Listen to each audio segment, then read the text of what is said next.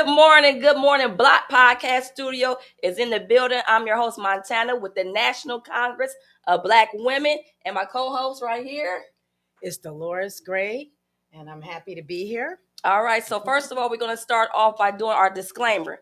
So the views and thoughts and opinions expressed on the National Congress of Black Women Greater Cleveland Chapter podcast belong solely to the individual speakers and do not necessarily reflect official policies, positions, and opinions of the National Congress of Black Women Greater Cleveland Chapter. The content provided for this, can you stop it? Oh, we're live? Okay. So basically, we're going to be let's just do the podcast. All right. So good morning, everybody. So today we're going to have a special guest. But first, do we have any announcements, like any things that's coming up or anything that we have a special event going on? Now, you asking me that question, I have no idea at this point. All right. So we don't know yet. So this is the kitchen talk time with the National Congress of Black Women. Please tell us a little bit about what we do as National Congress of Black Women. Well, basically, we are an organization of Black powerful women who work in the community, and we make sure that we are working to help girls, Black women, right, to be who they are and do great things. And we make sure that we support them in all their endeavors, whether it's politics or education or basically anything. So that's why we are here. Yes. And I'm proud to be a member. Me too. I joined National Congress, I think a year ago, maybe a year and a half ago.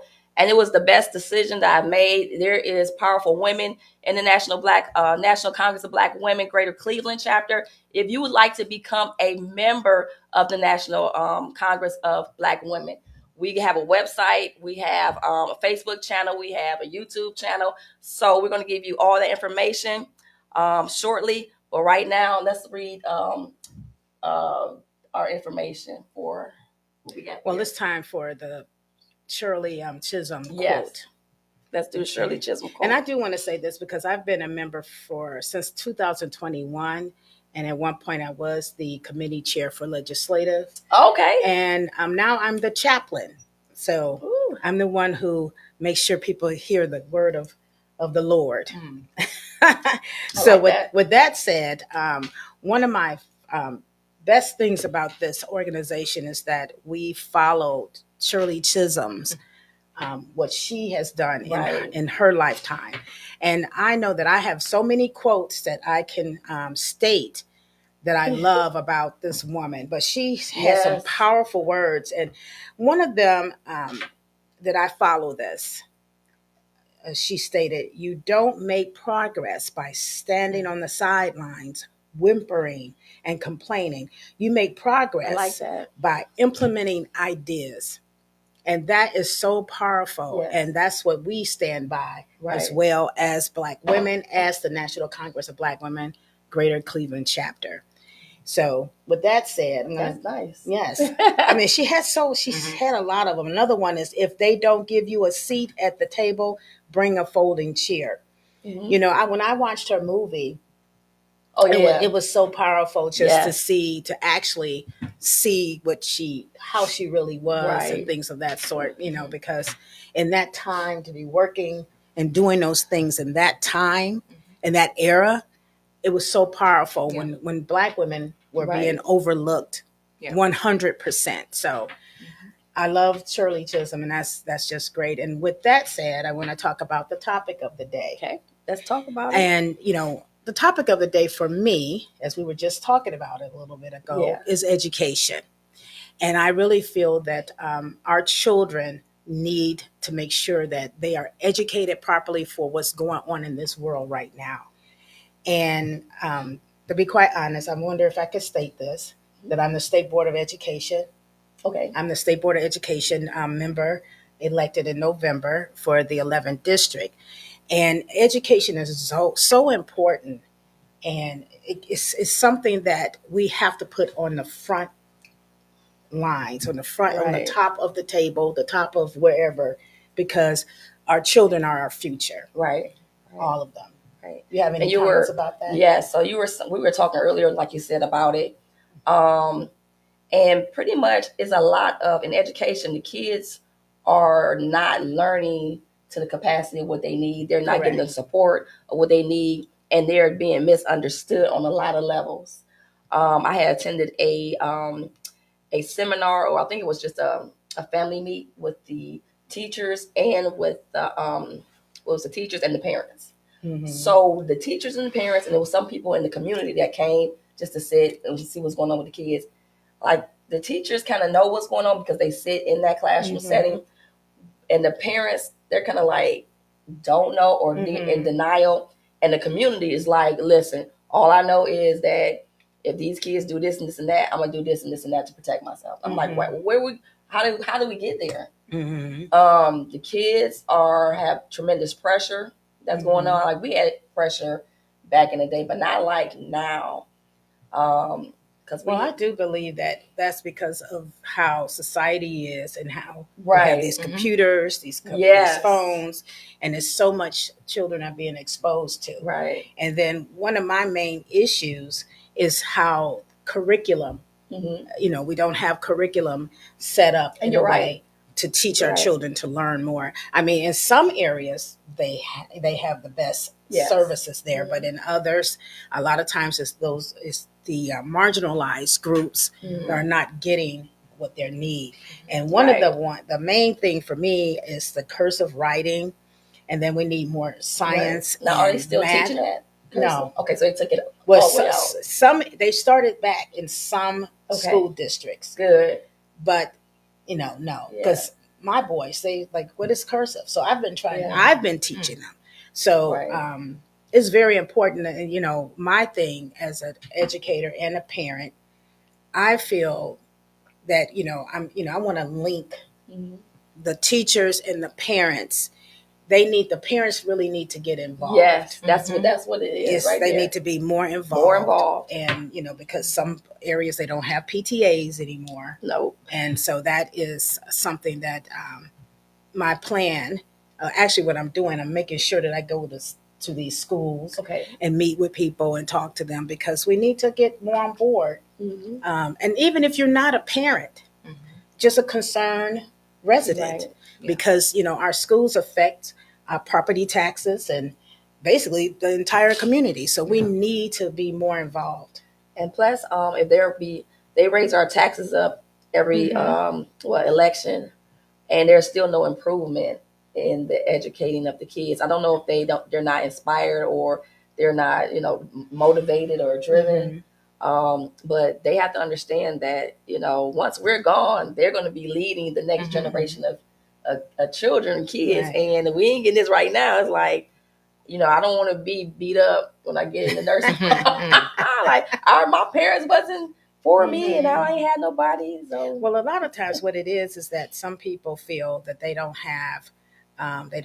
feel they don't have a voice. And then in the case of the property taxes with the schools and everything, a lot of people who are not parents, they're like, or older, and their children are not there anymore. They're like, why is this important to me? But it's important because it's what builds our communities up. It's when you're more involved and know what's going on. And even if you're empty nester, or even if you never had children, whatever, it's still very important to know what's going on, because those same children, they are our future, right? And so we really need to make sure that we build them up and work with parents and support our teachers too. And there's one more thing I just want to say. We had met with one of the mayors in Garfield, and basically with the kids, you have a lot of nonprofits that have programs for the kids, but not enough solutions. Like, what is your program? What is the outcome going to be? If you just coming in to just do your program because you think that that's what they need, and it's not, then your program is not going to be effective. You know what I'm saying? We need these nonprofits to get back into gear and focus on what is the issue going on, so we can solve the problem. Far as because there's a lot of nonprofits. He says a lot of nonprofits, they got great programs, but they don't have solutions. And I'm like, oh, okay. So if we come up with some solutions, let's take the kids that's in the inner city on field trips. Let them see something outside the state. Let them see something outside their neighborhood. Because if you're coming home and, let's say your parents is not there and it's gloomy. It's like, okay, what am I going to school for? Why am I doing this? Or why am I doing that? Why can't I get to college? Why can't I apply for school? Why don't we have enough money? They don't have any hopes. If we set aside these nonprofits, hey, let's take them on a field trip. Let's take them to New York. Let's take them to Chicago. Let's take them to somewhere else outside the state so they can see other areas where they can say, okay, this is where I want to go. I want to go outside the country. I had a kid last year. He traveled. He had a business proposal. He was like 16 or 17, and he did computers really, really good. I mean, just creating computers. And they were paying him like $500,000 to come over there when he got out of high school. And his mom was like, no, he's going to college and getting his degree. And they was like, wait a minute, what? So it was like changing other times where he can easily go to school, but you got a career and this is what you're building your career on. It's something he already know how to do. So we have to focus on some of those things. Right. I mean, because all children are not going to graduate and go to college. I mean, that's just a fact. And that's why there's a lot. They do have a lot of good programs. And when you mention about nonprofit, I was actually in a meeting yesterday with some health related people dealing. They're trying to find out how to incorporate health services into education and working with businesses and how to get that word out, not just for the children, but basically for the entire community. So that made me think of that because, even with businesses, they can help as well in regards to education because, everything is these things are very important to help build our community. Yes. And so when the businesses are in your community, they need to step it up and definitely and incorporate some of those things in building up these young people because it's very important. And that goes even with the health services because we're trying to work with families that are dealing with diabetes, type 2 diabetes, as well as high blood pressure and that sort of thing. And so we came up with a solution, somewhat of a solution, to make sure that that we get the businesses involved to help the community even more. And so that's a great way to get, to have them do little things for educational purposes for our young people. Right. At least that's how I feel. Me too. All right. So guess what, everybody? We have a special guest here. Dr. Airica Stead is here in the building. Kitchen table talk time. Would you like to introduce or say a little bit about Dr. Stead? She is a wonderful woman, business CEO, president of Metro Health System. Go ahead. Okay. Well, she is a historic person and a visionary. So this is, I have the pleasure of meeting her last year. So I was just so excited because she is a very powerful person that has really made some strides in making changes in our health system. But Dr. Airica, as I'm saying that right? Yeah. Airica Stead. I apologize. Dr. Airica Stead is no ordinary leader. She's fueled by her tragic personal experience with America's broken healthcare system. Dr. Stead is one of the front lines of the fight to end healthcare inequity. I can't even say the word. Inequities and injustice. As a proud fourth-generation nurse, she is relentless in her advocacy and her action to eradicate health disparities, zero out the death gap, wait a minute, I got to make sure I get this right. Zero out the death gap, lift the health and wealth of communities, and ensure that every person achieves their healthiest possible life. Dr. Stead accomplished an award-winning career as a healthcare executive include the spearheading of a large-scale transformation that encompassed more than 300 million in combined financial improvement, achieving top quality safety performance outcomes, driving healthy, profitable growth, and achieving groundbreaking advancements in health equity. Dr. Steed has been recognized as one of modern healthcare's 100 most influential leaders in healthcare, top women leaders, top 25 minority leaders in healthcare, top 25 health innovators, and an up and coming. Other awards include Diversity MBA Magazine Top 100 Executive Leaders Under 50 and Becker's Healthcare's Top 130 Female Healthcare Leaders to Know and Black Healthcare Leaders to Know. Dr. Steed is recognized as a strategic and visionary change leader, transformational architect, and international expert in Lean Six Sigma. Malcolm Baldrige framework and Big Four management consulting across academic medical centers, community and specialty hospitals, safety net organizations, multi-site clinical integrated healthcare system, and federally qualified healthcare centers. Dr. Steed is sought after nationally, and she's an international speaker, published author, board member, and faculty member spanning several organizations.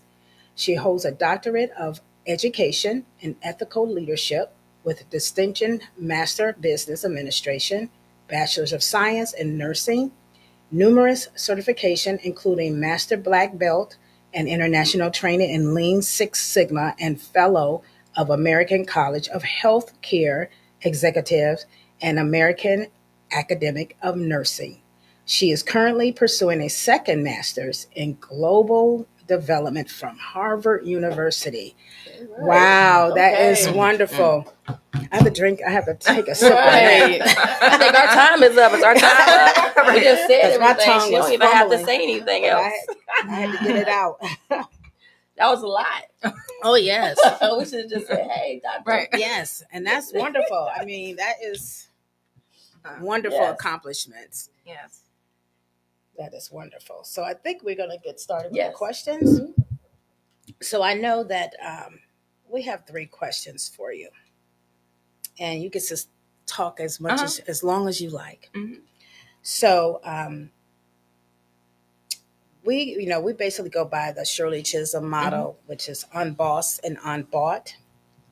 And Shirley is one of our mentors. And how have you lived up to the unbossed and unbought motto? Yeah. Number one, I just wanted to just say thank you. I'm so honored and humbled simultaneously just to receive the invitation and the call to even be a part of this conversation. So I just wanted to say thank you. Thank you. Here, yes. Mm-hmm. So I'm just delighted to be a part of the podcast. So just to answer your question, I've followed Shirley Chisholm my entire life. I've been inspired and motivated by Shirley Chisholm, and just listening to some of the quotes that you just highlighted really just signifies the blessings that I feel have been bestowed upon me specifically. So I've been motivated by her path. I've been motivated by her journey.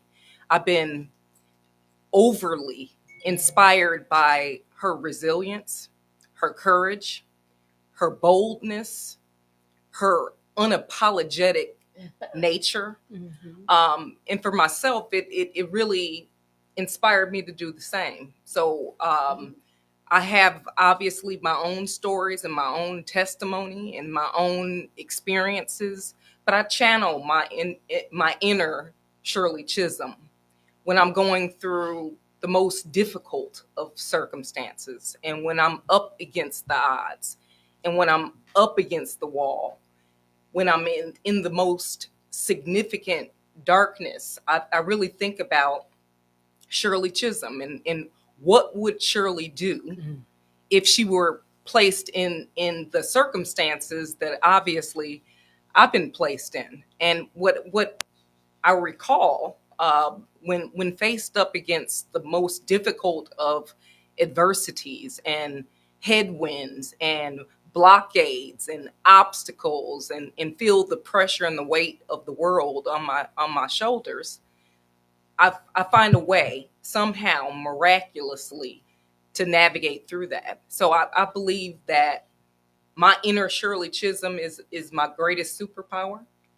My inner Shirley Chisholm gives me the ability, no matter what life throws at you, that you're going to be able to navigate through it. Not only navigate through it, you're going to be able to learn from whatever adversities stood in your way, and you're going to be able to make a better place and set a better table for those that are following you. And you always have to remember through that unbossed and unbought, that people are watching you. You're under a microscope, you're in the fishbowl, you're on stage. Yes. And those children that you just were speaking so eloquently of, they're watching you. Yes.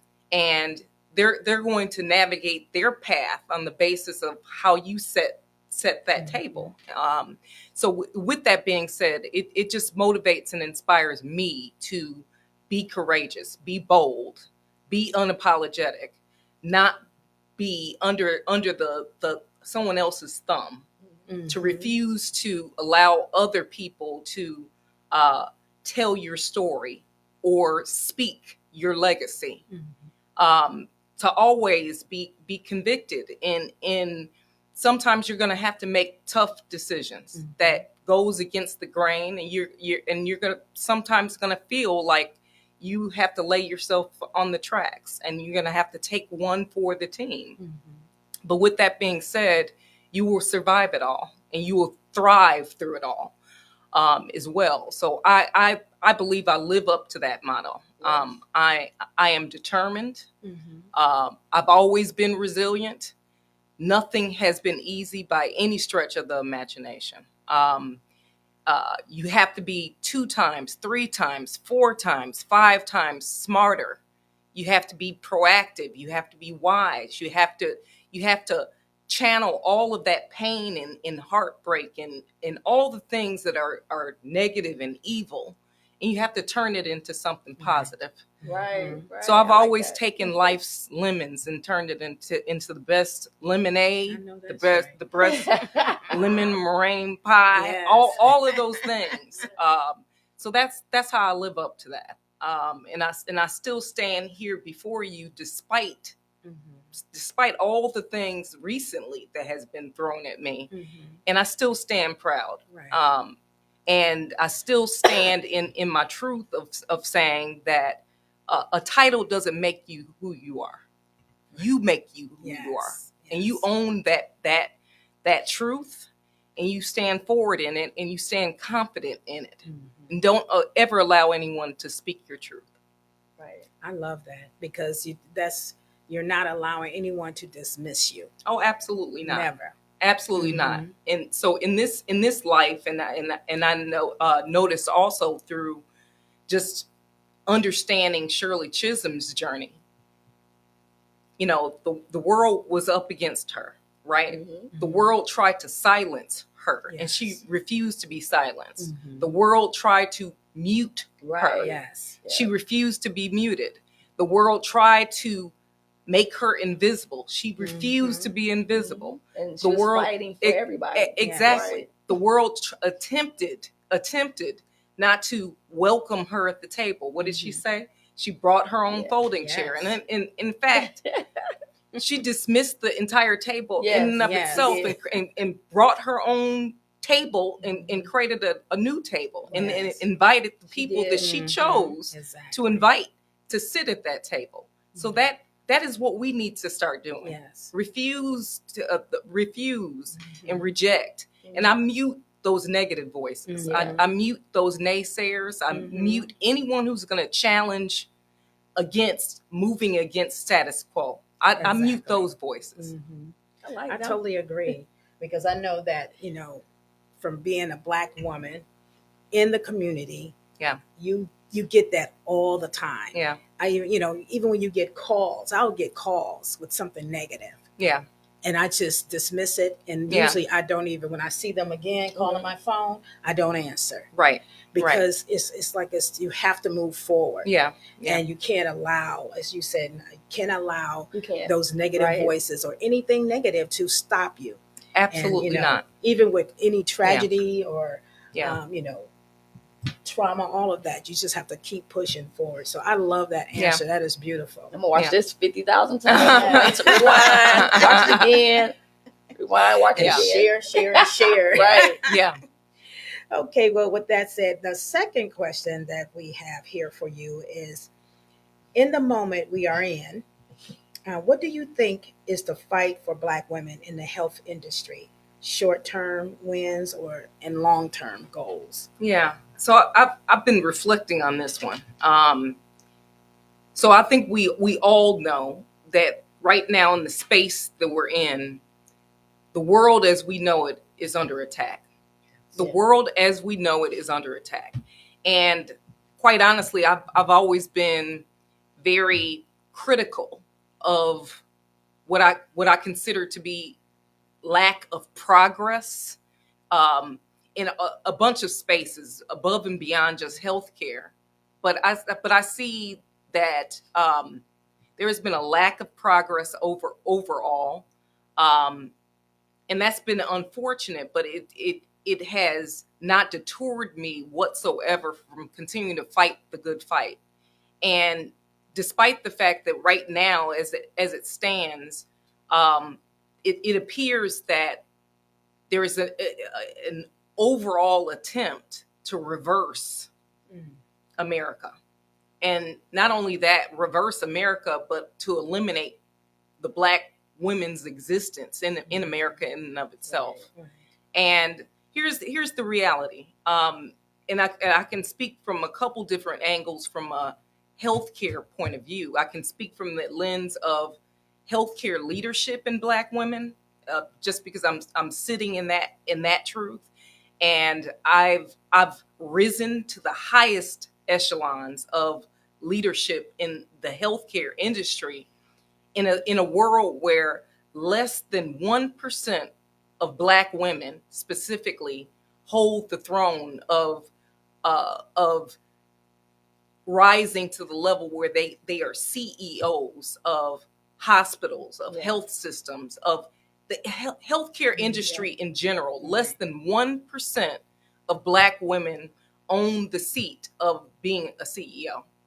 And I can honestly say in my lifetime, I've climbed to the highest echelon and not only defied the odds of that 1% number. And it feels bleak because it is, right?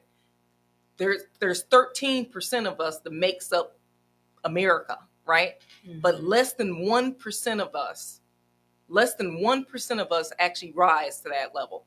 And I can even chop up my world even further in saying that in the hospital industry, in the health system industry, I can count on one hand how many Black women actually were CEOs of $2 billion health systems. And I was one of them. Mm-hmm. I was one of them. But here's the thing. You can't erase my history of climbing there. Right. So I rose to that level, and I will honestly do it again.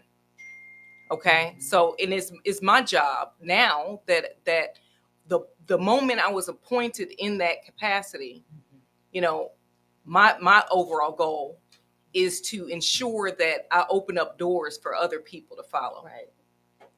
I want to make sure that I'm not the last. I want to make sure that their road is a lot less windy, a lot less curvy, a lot less filled with the obstacles and barriers that I had.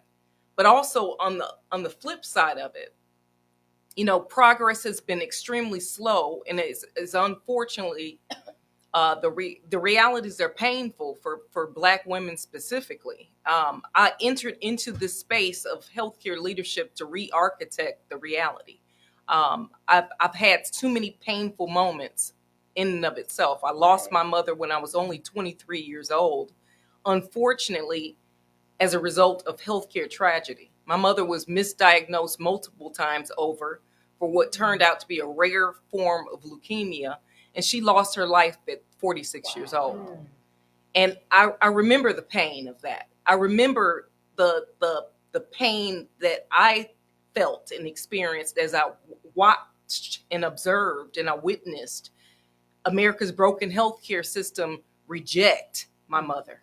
I witnessed America's broken healthcare system not communicate properly. I witnessed the broken American system, again, misdiagnose and mistreat her to a point where I was an orphan in this world before I even knew how to properly navigate. And that propelled me on my path to leadership. I'm a leader by accident, but most certainly I'm a leader by intention and purpose now in it. And I've also witnessed the America's broken healthcare system take away both of my grandmothers to breast cancer too soon, also off of the same tragic circumstances that I described in my mother. And my baby sister also lost her life to breast cancer after being denied a mammogram. So I'm channeling all of that pain into my purpose to really re-architect it. But my personal examples is just a small reflection of the window that screams out the outrageous statistics that exist for Black women, and the fact that in every single condition out there, from a healthcare perspective, we are dealt a tragic hand. And unfortunately, our lives are lost too soon to each of those conditions. And I'm a 2-time survivor of preeclampsia. So I can tell you through my witnessed example, through my example, I've knocked on death's door twice over. And I came back to make a difference and to fight for justice and to fight for our voices and to fight for our seats at the table and to fight for change and not keep us in status quo. There is absolutely no reason why in our communities right now, our communities here in Cleveland, in Cuyahoga County, while our statistics are reflective of worse than third world countries for Black women. Exactly. There's no reason for that. And that is why I was called to come to this community to make a difference in that. And you see what the end result is when you're pushing for change. They try to disrupt it. Yes. But guess what? I'm still disrupting it from the other side, and I don't need a title to disrupt it. Yes. Right. Yes, I love that. Oh wow. We still got more time, Mr. Engineer.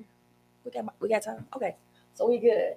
Okay. So that was a man.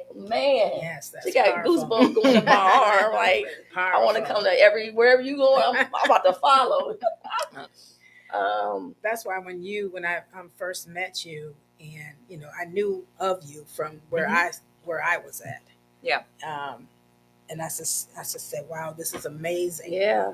To have someone like you, for the healthcare system that is looking to make changes because we absolutely need it. Yeah.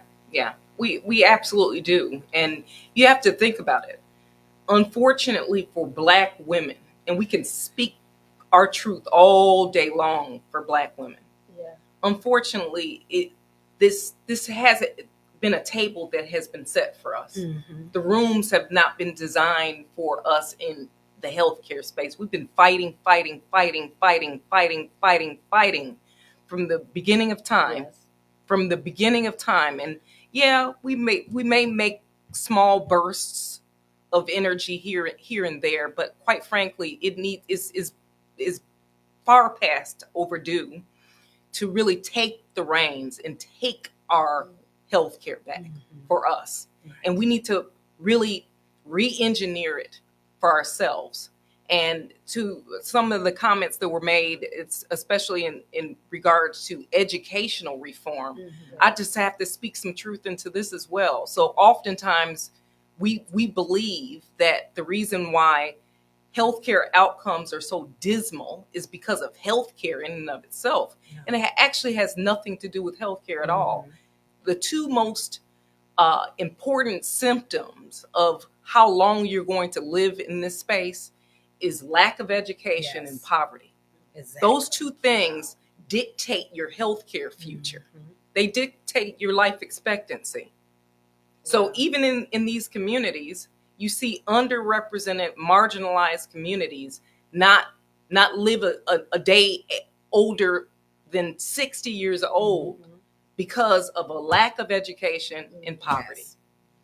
Exactly. And that's why I was speaking of that, because, if you don't know, you won't do that. Absolutely.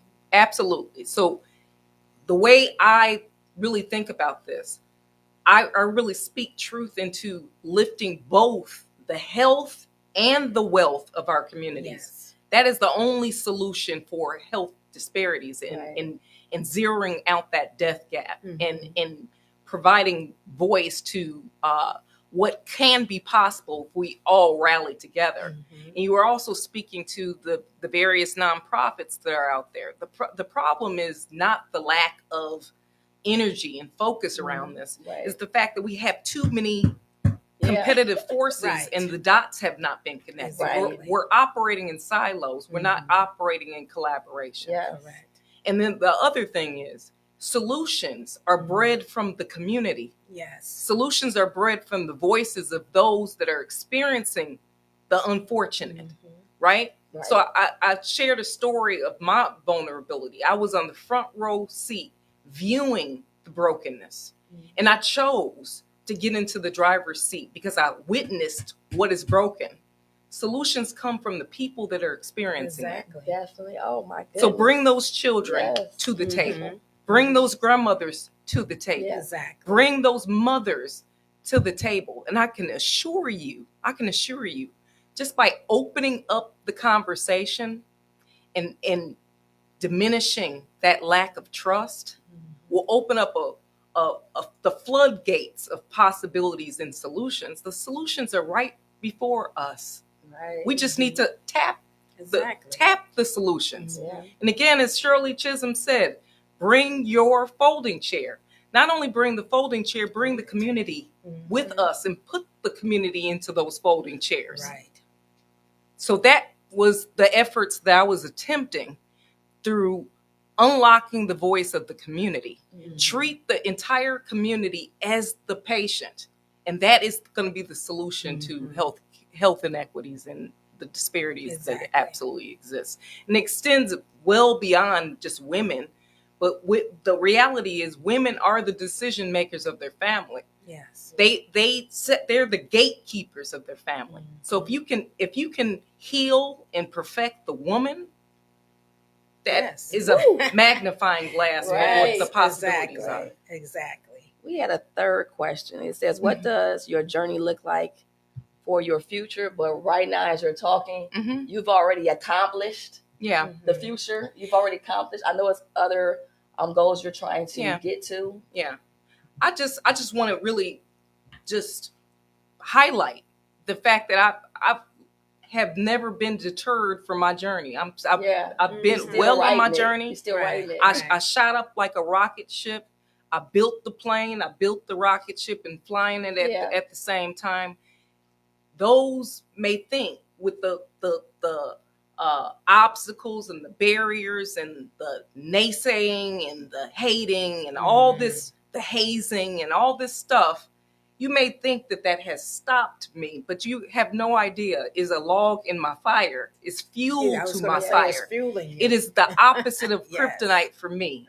So when you bring pain and darkness to a person like me, who's nothing but a soldier and a survivor, that makes me thrive. And you just add more motivation for me. So now through my own journey, I've looked in the mirror multiple times over. I've spoken to myself, and I've had it come back at me.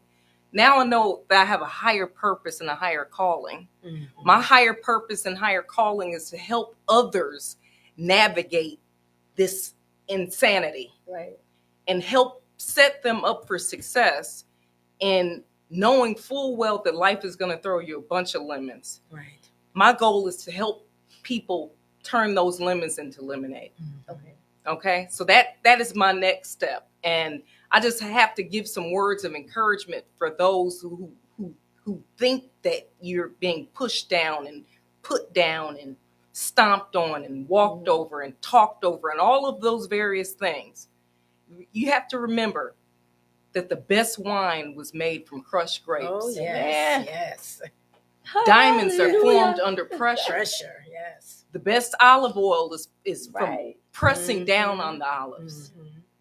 The best blossoms came from seeds that were planted and grew in the darkness. Mm-hmm. So at the end of the day, channel all of that negativity and make some positivity out of that, and embrace the powerful transformation that is happening. So right now for me, I'm very much on the same journey, but I've had to take a couple pivots, and I just want to throw back into the universe. A title does not motivate me whatsoever. It is the pain, it is the tragedy, it is the horrors that I'm turning into that lemonade. Wow. Yes, I love that. Ooh.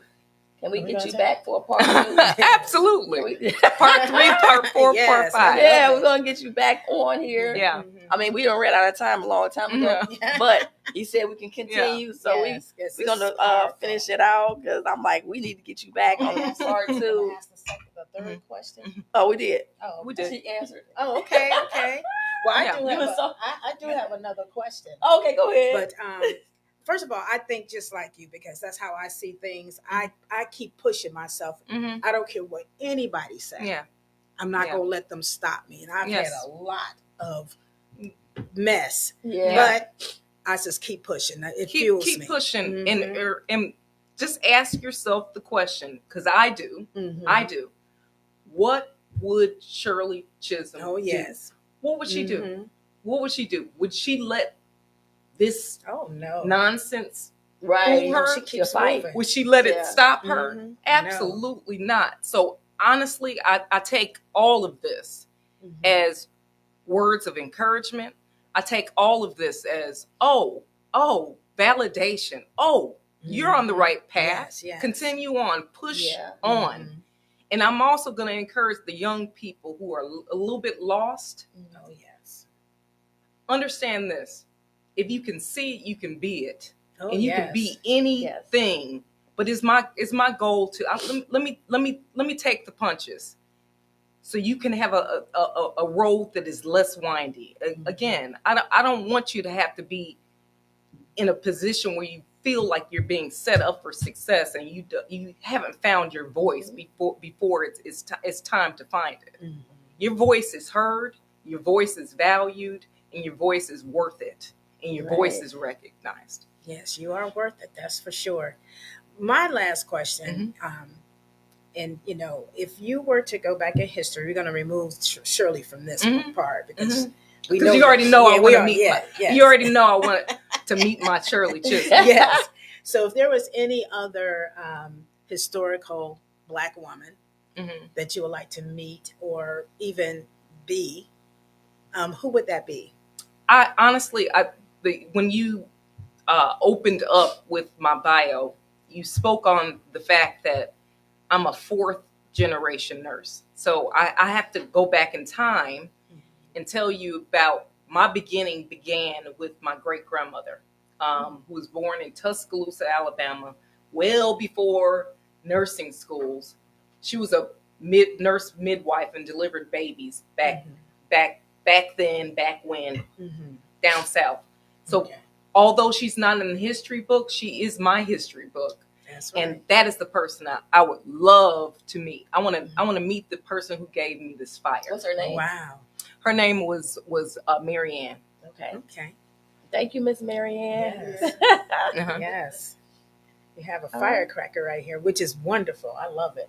So we're going to wrap up, but definitely I appreciate you coming to our podcast. Yeah. I appreciate you coming to Kitchen Talk Table and just saying your experiences, because that means a lot to me. It means a lot to the community, and it might mean a lot to women out there that's watching this. Yeah. If you're watching this, keep watching it. Look at it over and over again. We will have her back on our podcast station because we have more questions. I'm sitting here like, you know what? I want to ask you some more questions. Let's talk about a whole bunch of other stuff. So yes. If she accepts the invitation. Listen, yes, I'd love it. Consider it accepted. I'm just getting started, so I'll do it. All right. So, yeah. And please watch us, subscribe, and like, so we can get this out to the community. We need to get this information out to everyone that needs it. If you want to look at us, we're here every week on Saturday at 10 o'clock a.m. live. Right? So we're going to be here not every week. Every 2 weeks live. I messed it up. So every 2 weeks, just see us, National Congress of Black Women, Greater Cleveland Chapter. And also give us a call at 216-264-0228. And you can contact us. Right. Call and if you want to come on the show as well. Yes. We're happy to honor that. It was such an honor. No, this was my honor. Such an honor to actually talk to you even more. Yeah. Yeah. All right. So thank you so much. Thank you. So until next time, we are the National Congress of Black Women, Greater Cleveland Chapter. I'm your host, Montana, co-host Dolores Gray. And we will see you on the next Saturday. Thank you.